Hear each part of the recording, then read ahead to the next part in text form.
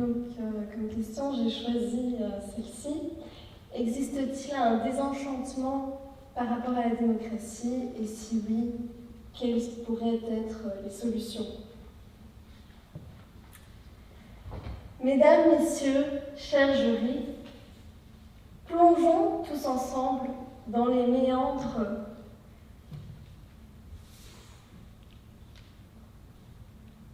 du désenchantement de la démocratie. Là où l'indifférence devient une étincelle pour une révolte active, où chaque choix est une occasion pour les jeunes de sculpter leur avenir. L'abstention, tel un silence lourd et assourdissant, résonne dans les couloirs du pouvoir.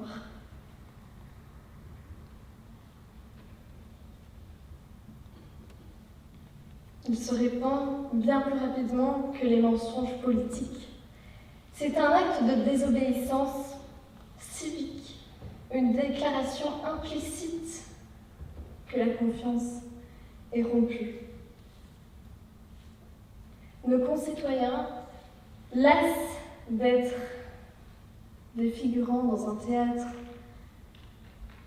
où ils n'ont pas de rôle significatif, préfèrent rester dans les coulisses, ignorant le drame qui se déroule dans leur dos.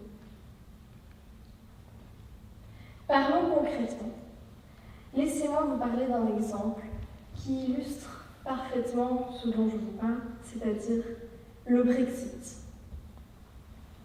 Les jeunes, délibérément absents lors du vote en juin 2016, se retrouvent maintenant à naviguer dans les eaux tumultueuses d'une décision qu'ils ont laissée entre les mains d'autres. Seulement 36% des jeunes de 18 à 24 ans ont voté.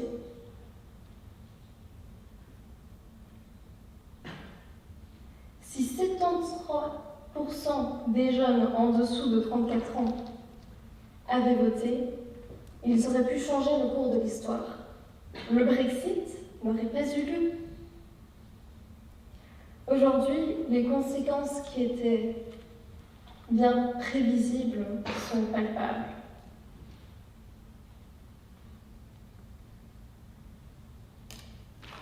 L'impact économique est lourd, l'économie anglaise étant beaucoup moins performante qu'elle était au sein de l'Union européenne.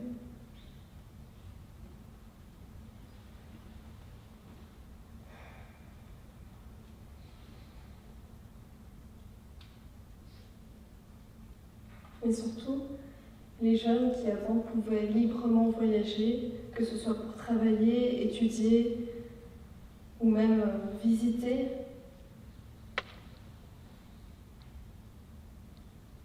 ils ont perdu cette possibilité-là. Aujourd'hui, la plupart des Anglais regrettent le Brexit.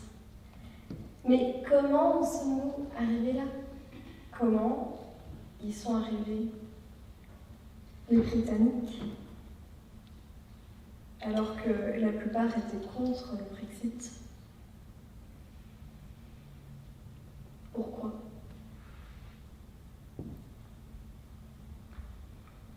Manque d'information, d'éducation, d'enseignement. Quelles sont les leçons que nous pouvons tirer du Brexit pour notre démocratie à nous? Mis à part l'écart générationnel que les chiffres nous dévoilent, l'éducation a joué un rôle déterminant dans ce drame politique. Les personnes plus éduquées ont voté pour rester dans l'Union européenne, alors que ceux qui étaient moins éduqués ont voté pour le Brexit. Les analyses géographiques du vote nous aident à constater un écart entre les zones géographiques avec plus ou moins de personnes diplômées, de personnes qui voyagent de nouveau, plus ou moins, ou encore des salaires plus ou moins élevés. Il semblerait donc que la solution soit de promouvoir une éducation plus accessible, que l'éducation des jeunes, notamment les plus défavorisés, pourrait avoir un impact significatif sur les générations à venir.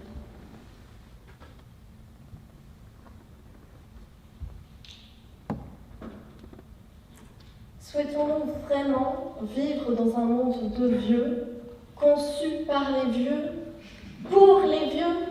Ben non, bien sûr que non. Ensemble, levons-nous et écrivons notre futur. Merci.